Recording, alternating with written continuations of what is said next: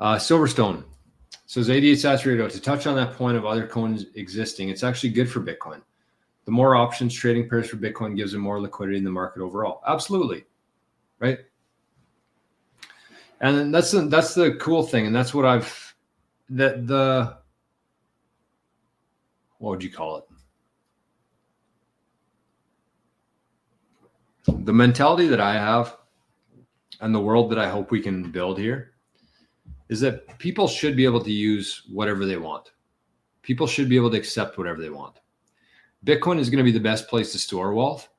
But like if you started a shop and you sold England. Sorry, Passy. I thought you were from Australia for some reason. England. Plymouth. Where the hell is Plymouth, though? If we go back to the great Gazoo beer, he fires up a business, craft beer. Like if he wants to create his own token, if he wants to only accept Gazoos, he should be able to.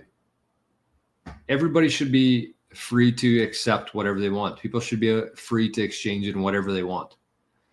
That doesn't mean it's right. That doesn't mean it's wrong, but it means that people have the freedom to choose what they exchange in. But going back to this comment here, as long as Bitcoin exists, that's the key. And that's when we say that Bitcoin is going to reprice everything.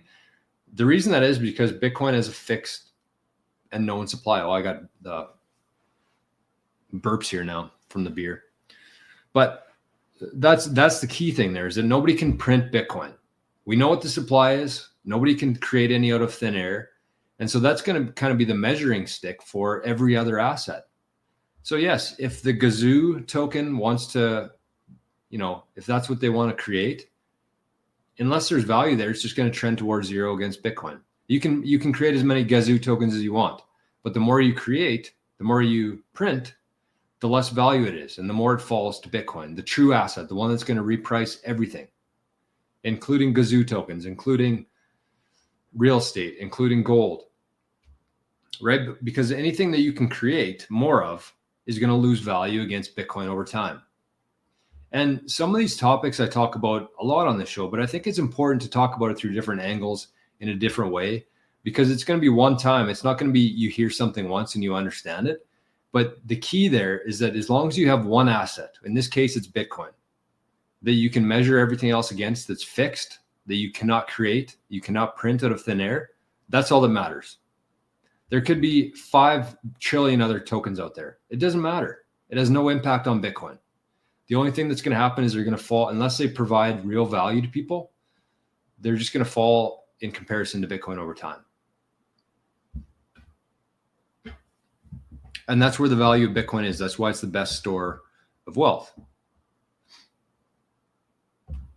Nothing stops this train, like Sailor said. Mr. Dig Deeper. Agreed. And this is kind of how I think about the train, because it's kind of big enough now, but this is the train analogy that I like. Because if you understand the fact that nobody can stop Bitcoin, and every 10 minutes, like it doesn't matter what's happening. Bitcoin doesn't care who the president is. Bitcoin doesn't care that I'm doing this live stream right now. But every 10 minutes, Bitcoin does what it does, which is creates new blocks. So think of like the train as like the blockchain. And it just keeps chugging along. Sometimes it slows down a bit, sometimes it speeds up, but it's over time it kind of averages out. And that train, as more and more people, like it's going a little bit slower, as more people hop on, there's more weight behind it. So it starts picking up steam, right? And as more people join the network, as more people start running nodes, as more businesses start accepting Bitcoin for payment, there's more people coming onto the train. And think about a train with a whole bunch of weight coming onto it. It just becomes harder and harder to stop. It's not going to go faster on unless you start going downhill, but on a flat surface here, it's not going to go any faster. It's just going to be harder and harder to stop. So the speed of it is going to continue. As more and more people come onto it, it's just going to become harder and harder to stop.